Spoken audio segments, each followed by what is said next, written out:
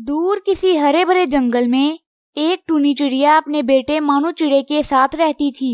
उसी जंगल में कालू कौवे का टमाटर का खेत था और टूनी चिड़िया कालू कौवे के खेत में काम किया करती थी। अरे टूनी चिड़िया, ठीक से काम करो वरना मैं तुम्हें पैसे नहीं दूंगा। जी मालिक, मैं अभी काम पर ध्यान देती हूँ, आप चिंता ना करें। कालू कौवा बड़ा ही खड़ूस था। वो सारा दिन टूनी चिड़िया को डांटता रहता और उससे बहुत सारा काम करवाता। टूनी चिड़िया शाम होते ही अपने घर चली जाती है। मामा, मुझे चाबी वाला खिलौना चाहिए। आप मेरे लिए चाबी वाला खिलौना लेकर क्यों नहीं आती? अच्छा बेटा, मैं कल तुम्हारे लिए चाबी वाला खिलौना लेकर आऊंगी। तुम चिंता ना करो, तुम्हें कल तुम्हारा खिलौना मिल जाएगा। अगले दिन टूनी चिड़िया दोबारा काम पर चली जाती है। मालिक, मुझे कुछ पैसों की जरूरत है।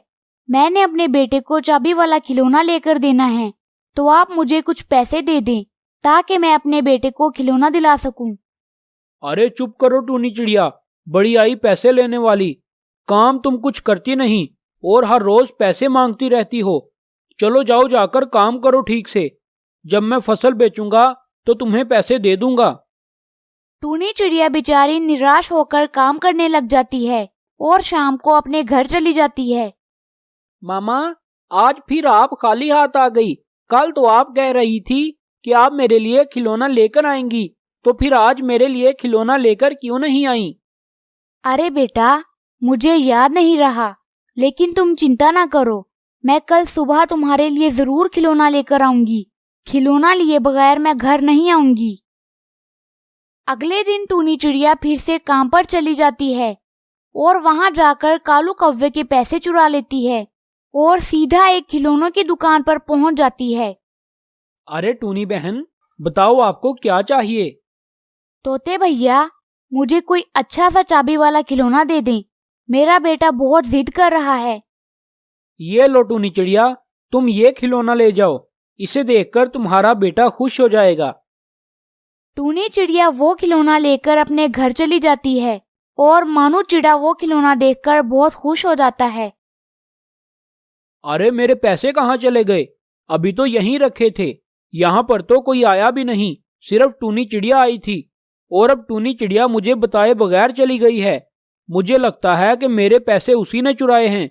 कल वो अपने बेटे के लिए खिलौना लेने की बात कर रही थी। मैं अभी खिलौनों वाली दुकान पर जाकर पूछता हूँ, फिर मुझे पता चल जाएगा। तोते भैया, क्या आज आपने टूनी चिड़िया को देखा है? अरे हाँ कालू कौवे, अभी थोड़ी देर पहले ही तो मेरे पास आई थी और मुझसे एक चाबी वाला खिलौना लेकर गई है। क्यों, क्या हुआ? तुम क्यों पूछ रहे हो? अरे अब मैं तुम्हें क्या बताऊं, थोड़ी देर पहले वो मेरे पैसे चुरा कर ले गई है। कल उसने मुझसे पैसे मांगे थे तो मैंने देने से इनकार कर दिया, तो आज उसने मेरे पैसे चुरा लिए। भला ये कोई बात है करने की? अगर मैं उसे पैसे नहीं दूंगा तो क्या वो मेरे पैसे चुरा कर ले जाएगी? ये तो बहुत गलत है। मैं उसे बहुत सख्त सजा दूंगा। तभी कालू कौवा टूनी चिड़िया के घर चला जाता है। अरे टूनी की बच्ची, मैं तुम्हें छोड़ूंगा नहीं। तुमने मेरे पैसे चुराए हैं, मुझे पता लग गया है। खिलौनों वाले आदमी ने मुझे सब कुछ बता दिया है।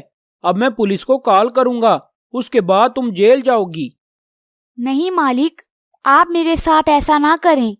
मैंने तो अपने बेटे के लिए पैसे चुराए थे। अरे मुझे इस बात का नहीं पता कि तुमने किस लिए चुराए थे। मुझे तो बस ये पता है कि तुमने मेरे पैसे चुराए थे, तो इसलिए अब मैं पुलिस को बुलाता हूँ। कौवे अंकल, आप पुलिस को मत बुलाएं। मैं ये खिलौना वापस करके अभी आपको पैसे लाकर देता हूँ। मुझे ये खिलौना नहीं चाहिए।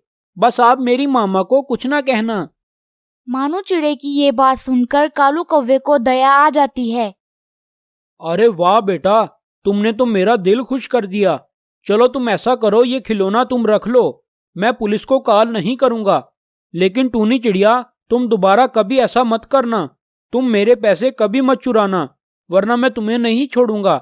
आज के बाद मैं तुम्हें तुम्हारे पैसे टाइम पर दे दिया करूंगा, लेकिन तुम कभी दोबारा चोरी मत करना।